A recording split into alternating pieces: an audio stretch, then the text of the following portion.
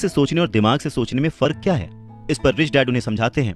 देखो, मैं ये बात अक्सर सुनता हूँ कि हर आदमी को काम करना पड़ता है, या फिर अमीर लोग दूसरों के पैसे मार लेते हैं, मेरी सैलरी बढ़नी चाहिए, मैं इस काम से खुश नहीं हूँ, मैं दूसरी जगह जॉब ढूंढ लूंगा, वगैरह वगैरह। पर अगर हम ध्यान से देखें तो ये सारी बातें भावनाओं में बहकर कही गई हैं। ये सारी बातें इमोशनल होकर कही गई हैं। और अक्सर भावनाओं में बहकर हम जो भी डिसीजन लेते हैं वो सिर्फ हमें नुकसान पहुंचाता है। तो बात को समझो, जब भी कोई डिसीजन लो दिमाग से लो, जल्दबाजी मत करो, हाँ, पर जल्दी करो। बस इसी तरह से मन लगाकर काम करते रहो।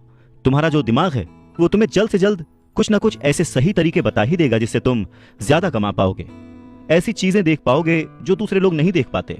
मौका उनकी नाक के नीचे होता है, अवसर उनके पास होता है, सामने होता है, पर वो उसे पहचान नहीं पाते।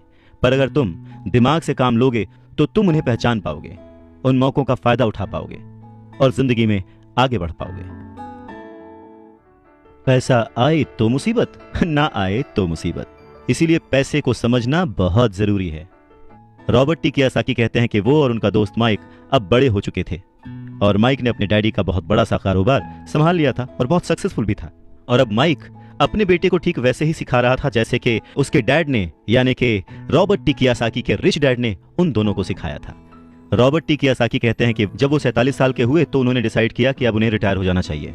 रिटायरमेंट का ये मतलब नहीं होता कि काम नहीं किया जाएगा या आगे काम नहीं करना चाहते, वगैरह वगैरह। रिटायरमेंट का मतलब ये होता है कि अब आप इस लायक हो गए हैं कि आपका पैसा आपके लिए काम करे। रिटायरमेंट का सही मतलब यही है कि आपने पूरी जिंदगी जो मेहनत करके, जो स्ट्रैटेजीज बना के, सही जगह निवेश करके पैसा लगाया था, अब आपकी वो एज आ चुकी है कि अब आप उस पैसे को एंजॉय करें, क्योंकि आपका पैसा अब आपके लिए काम करना शुरू कर चुका है। कुछ लोग पूरी जिंदगी काम करते रहते हैं, रिटायर नहीं हो पाते।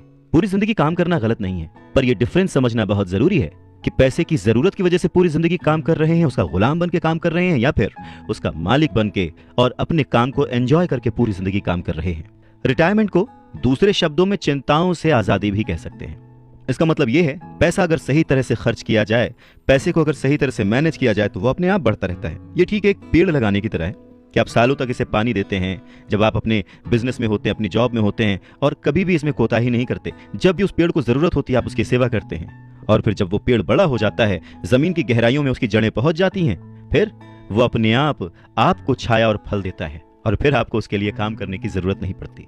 पैसा भी कुछ कुछ उस पेड़ की ही तरह है। अगर इस बात को एक दूसरे एग्जाम्पल से समझें तो हमें जैसा गोल बनाना है उसके लिए हमें प्रिपरेशन भी वैसी ही करनी पड़ेगी। अगर बहुत ऊंची बिल्डिंग बनानी है तो हमें उसकी नींव बहुत गहरी खोदनी पड़ेगी, और अगर हमें सिर्फ छोटा सा घर बनाना है तो उसकी नींव छोटी होगी। पर प्रॉब्लम यही होती है, हम छोटी सी नींव खोदकर बहुत बड़ी सी बिल्डिंग बनाने की कोशिश करते हैं जो कि बाद में ढह जाती है। तो जरूरी क्या है? पैसे को समझना, पैसे को संभालना।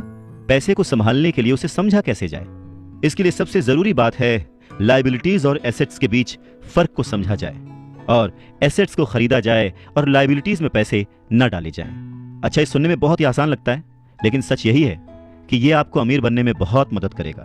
लेकिन अगर ये इतना ही सिंपल है तो फिर हर कोई इस बारे में सोचता क्यों नहीं? लोगों को लगता है कि उन्हें लायबिलिटीज और एसेट्स के बीच फर्क पता है, पर लायबिलिटीज और एसेट्स के बीच का जो बारीक सा फर्क है वही लोगों को नहीं पता है। तो चलिए इसके बारे में और डिटेल में बात करते हैं। लायबिलिटीज और एसेट्स क्या हैं? लायबिलिटीज वो हैं जहां से आपको पैसा कभी नहीं आएगा, उल्टे आपको उसमें और पैसा डालते रहना पड़ेगा। और एसेट्स वो चीजें हैं जो आपको पैसा देती रहेंगी, दिन ब दिन उनकी कीमत बढ़ती रहेगी, वो आपको अमीर और अमीर बनाती रहेंगी। इसको अगर इनकम और एक्सपेंस के टर्म में समझे तो और आसान होगा। सिंपल सा मतलब है, इनकम है कि आपके पास कितना पैसा आया, और एक्सपेंस है कि आपने कितना पैसा खर्च किया। तो जब भी ऐसी कंफ्यूजन हो, सही तरीका यह है कि एक बैलेंस शीट बनाएं जिसमें अपने एसेट्स और लायबिलिटीज जरूर लिखें। 1 रुपया मांगता था 2 रुपए थमा देते थे, 1 रुपया मांगता था 2 रुपए थमा देते थे। कुछ इस तरह से पापा मुझे अमीर बना दिया करते थे। कहते हैं कि सोच अगर सही दिशा में हो तो मंजिल बड़ी आसानी से मिल जाती है। इंसान की जरूरतों को पूरा करने के लिए पैसे की आज कितनी जरूरत है, ये बात हम में से किसी से भी छिपी हुई नहीं है। हम सब दिन रात मेहनत करते हैं, सोचते हैं कि हम अमीर बन जाएं, पर क्या वो सोच हमारे अंदर है? हम छोटे थे तो 1 रुपए 2 रुपए में भी खुश हो जाते थे, पर आज ना जाने कितने पैसे कमाने के बाद भी हम खुश नहीं हो पाते। गरीबी ही महसूस होती है, हमेशा कमी लगी रहती है। तो कारण क्या है? फर्क क्या है? फर्क सिर्फ सोच का है, जिसके बारे में रॉबर्ट टी कियोसाकी कहते हैं कि अमीर लोगों के पास ज्यादा पैसा इसलिए होता है क्योंकि वो प्रिंसिपल पर यकीन करते हैं, वहीं दूसरी तरफ गरीब लोग प्रिंसिपल को ठीक से समझ नहीं पाते। इसीलिए इस बात पर जोर दिया जाता है कि केवल लिटरेट होना काफी नहीं है, फाइनेंशियली लिटरेट होना जरूरी है। सिर्फ नंबर से कुछ नहीं होता, मार्क्स से कुछ नहीं होता। फर्क तो तब पड़ता है जब आप अपनी सक्सेस स्टोरी खुद लिखें। अधिकतर फैमिलीज में देखा गया है कि जो मेहनती होता है उसके पास पैसा भी ज्यादा होता है, मगर उसका फायदा क्या जब सारा पैसा लाइबिलिटीज में खर्च हो जाए। वैसे ये बहुत ही इंटरेस्टिंग एक्सरसाइज है, करके देखनी चाहिए। लाइबिलिटीज वर्सेस एसेट्स, ये चार्ट बनाकर जब आप देखेंगे तो पाएंगे कि आपका खर्च करने का पैटर्न कैसा है, तरीका सही है या गलत।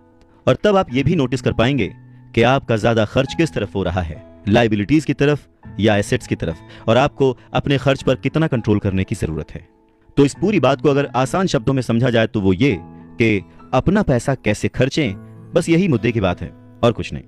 अच्छा, एक और जरूरी बात है, पुराने समय में अगर देखा जाए तो लोगों के गोल होते थे, हम डॉक्टर बनेंगे, लॉयर बनेंगे, ये सारे प्रोफेशंस हैं, पर इनका अमीरी से कोई कनेक्शन नहीं है। पर सोच यही थी कि हम डॉक्टर बनेंगे तो बहुत पैसा कमाएंगे, लॉयर बनेंगे तो बहुत पैसा कमाएंगे, बैरिस्टर बनेंगे तो बहुत पैसा कमाएंगे। इस सोच की जड़ ही गलत है। पुराने जमाने के कई लोग आज डॉक्टर, इंजीनियर या जो कुछ भी वो बनना चाहते थे बन चुके हैं, पर आज भी वो पैसे के लिए स्ट्रगल कर रहे हैं। क्यों? क्योंकि वो उनकी नींव ही अलग थी।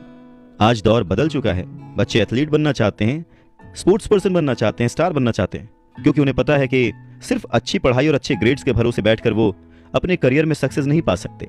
आज वक्त बदल चुका है। आज के ज़माने में सभी वर्किंग हैं, हस्बैंड वाइफ वर्किंग हैं, दोनों कमाते हैं और सोचते हैं कि हम दोनों मिलकर ज़्यादा पैसे कमाएंगे और हम ज़्यादा अमीर हो जाएंगे। और सबका ध्यान सिर्फ अपने अपने करियर पे ही होता है। कमाई बढ़ने लगती है, पर जाहिर है कि उसी के साथ साथ खर्चे भी बढ़ने लगते हैं। कहने का मतलब ये कि बिना फाइनेंशियली लिटरेट हुए आप कितने भी पैसे कमा लें, वो खर्च हो जाएंगे, वो आपकी लाइबिलिटीज में चले जाएंगे, और ये एक ऐसा चक्कर है जो फिर चलता ही रहता है। और उसके बाद सभी ये सोचते हैं कि इस मुसीबत से बाहर कैसे निकला जाए। दरअसल लोगों को लगता है कि ज्यादा पैसे कमाने से आदमी अमीर हो जाता है, पर रॉबर्ट टी कियोसाकी कहते हैं कि अमीरी एक सोच है। अमीरी अपने पैसे को सही जगह खर्च करने की समझ है। अमीरी पैसे के पीछे ना भागने की सोच है। अमीरी रिटायरमेंट लेते समय ना डरने की सोच है। अमीरी तब है जब आपका पैसा आपके लिए काम करे। तो आप जब भी खर्च करें हमेशा ये ध्यान रखें कि पैसा आपको अमीर नहीं बनाता। उसे सही जगह पे इन्वेस्ट करना, उसे सही से संभाल कर रखना, या कई बार उसे गलत जगह पर खर्च ना करना भी आपको अमीर ही बनाता है। कहने का मतलब ये कि अमीरी क्या है? अमीरी वो नहीं कि आप कितना पैसा कमा पाते हैं, अमीरी तो वो है कि आप कितना पैसा बचा पाते हैं। आप ठहर जाएंगे तो चलेगा, आपकी सोच नहीं ठहरनी चाहिए, क्योंकि अगर सोच ठहर गई तो जिंदगी बिना किसी सोच के गुजर जाएगी। बात सन 1947 की है। दुनिया की सबसे बड़ी फूड चेन मैकडॉनल्ड के फाउंडर रे क्रॉक ने एक MBA क्लास में स्पीच दी। बहुत ही शानदार स्पीच, लोगों ने बहुत तालियां बजाईं, खुश हुए।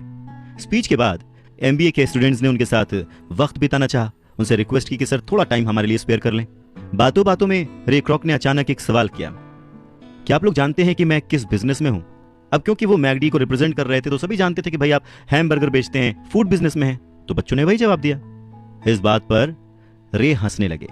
उनका असली बिजनेस तो रियल एस्टेट का है, क्योंकि मैगडी के लिए हर लोकेशन का चुनाव बहुत ही सोच समझकर और रेकी करके किया जाता है। जहां उनकी फ्रेंचाइजी बनाई जाती है वो जमीन भी साथ ही बेची जाती थी। तो इसका सीधा मतलब यह था कि फ्रेंचाइजी खरीदने वाले उस वक्त वो जमीन भी खरीदते थे। तो इस तरह से ये एक रियल एस्टेट बिजनेस भी हो गया। और ठीक यही सबक रॉबर्ट टी कियोसाकी के रिच डैड ने उन्हें सिखाया कि अक्सर लोग खुद के लिए छोड़कर बाकी सब के लिए काम करते हैं।